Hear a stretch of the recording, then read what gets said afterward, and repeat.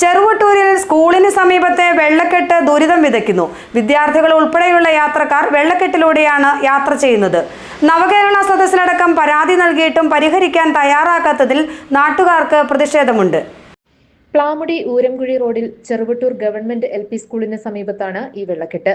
സ്കൂളിലേക്കും അങ്കണവാടിയിലേക്കുമുള്ള കുട്ടികൾ ഈ വെള്ളക്കെട്ട് മറികടന്ന് വേണം മുന്നോട്ട് പോകാൻ. മറ്റ് യാത്രക്കാരുടെ അവസ്ഥയും അതുതന്നെയാണ്.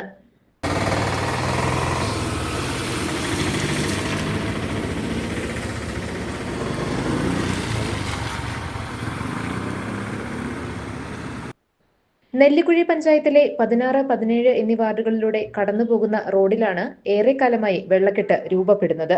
വാർഡ് മെമ്പർമാർക്കും പൊതുമരാമത്ത് ഉദ്യോഗസ്ഥർക്കും നാട്ടുകാർ പരാതി നൽകി. നവകേരള സദസ്സിൽ പരാതി നൽകിയ ശേഷം ഉദ്യോഗസ്ഥർ എസ്റ്റിമേറ്റ് എടുത്തെങ്കിലും പിന്നീട് പരിഹാര നടപടികൾ ഉണ്ടായിട്ടില്ല. കടുത്ത ദുരിതമായിട്ട് കൂടി വെള്ളക്കെട്ട് ഇല്ലാതാക്കാൻ അധികാരികൾ നടപടിയെടുക്കാത്തതിൽ നാട്ടുകാർക്ക് പ്രതിഷേധമുണ്ട്. GTV news, Nellikuzhi.